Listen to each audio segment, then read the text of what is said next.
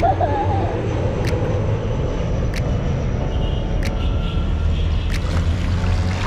guys! Welcome back to my channel. Sa video na ito ay i-feature naman natin ang pool area ni The Heritage Hotel Manila. Pero bago yan, kung bago ka sa aking channel, please subscribe ka muna at pakihit na rin ng notification bell para lagi kang updated sa mga bagong upload ni Mayumi. Hi guys! Ngayon ay pang 3 days na namin dito sa Heritage Hotel at ngayon pa lang namin nahanapin kung saan banda yung swimming pool nila. So, ayan siya. Excited na siya sa swimming pool.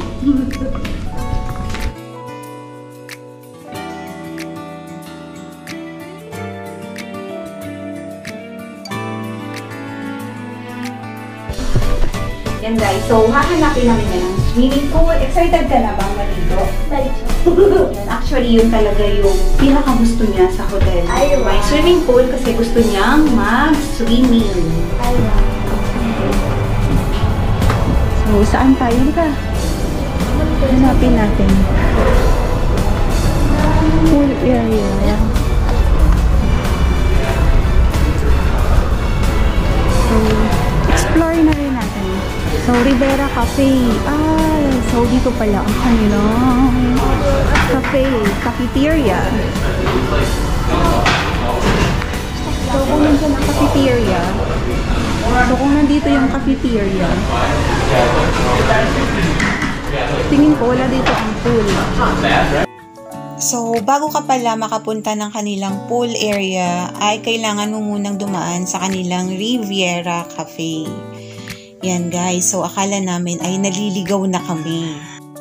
Oh, di ba? Ito ang Orange Pool Bar. Yan lang. So, bali guys, dumaan kami ng Rivera Cafe.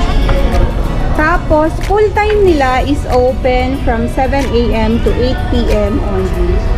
So, hanggang gabi pala to. And then, meron din silang mga pool safety rules tulad ng take a shower before swimming, wear proper swimming attire, use cup and goggles, watch your children, no food or drinks allowed, no bumming, no running, no littering, no smoking, no glass containers and alcoholic beverages pero sa kanila ka lang pwedeng umorder. No rough play, no diving, no pushing, no peeing, no sick people allowed. Ayan guys.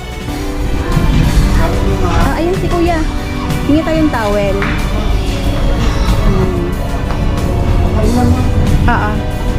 So follow ka na.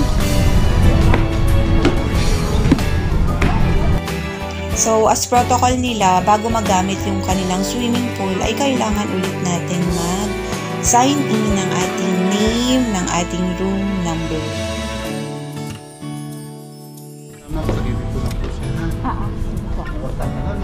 45 feet.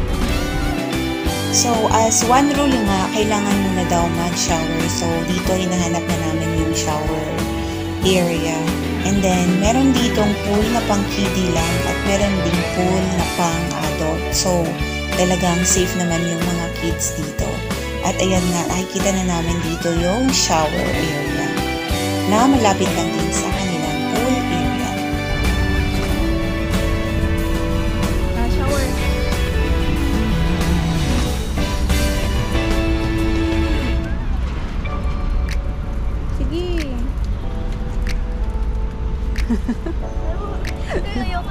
O, i-off mo na.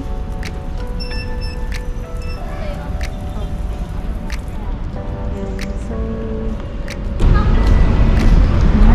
ito ang kanilang pool area guys. So, 27 feet. Malalim na to baby. Dito ka muna sa 27 feet. Oo, dyan ka na muna. 27 feet. Dito muna 27. Try mo nga yung 27 feet. Dahan-dahan ha.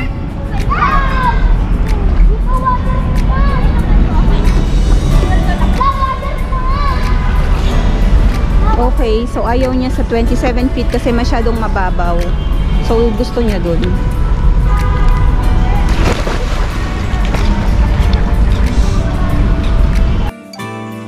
So, ayan guys, kung mapapansin ninyo, malawak din ang pool area ni The Heritage Hotel, Manila. At meron silang staff dyan na palaging nagre-remind na no diving. So, dito sa area na to ay medyo malalim na dito. Pero dahil marunong na siyang lumangoy, so mas pinili niya yung area na to.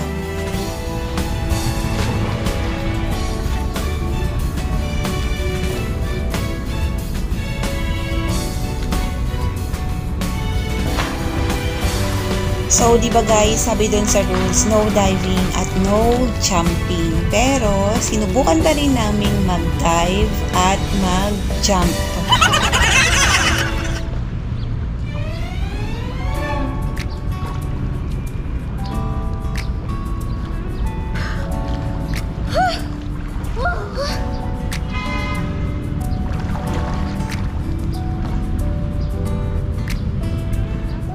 Guys, so for 45 feet dito. 45 feet yung lalim.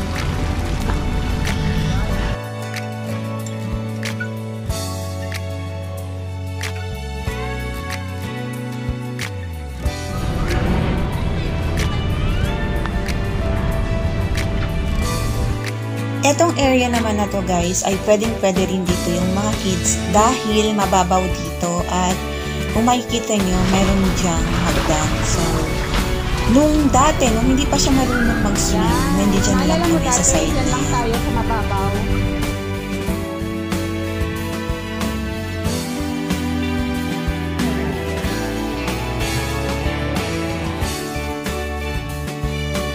Tapos, yung hagdan, hanggang dyan lang yan sa kinatatayuan niya.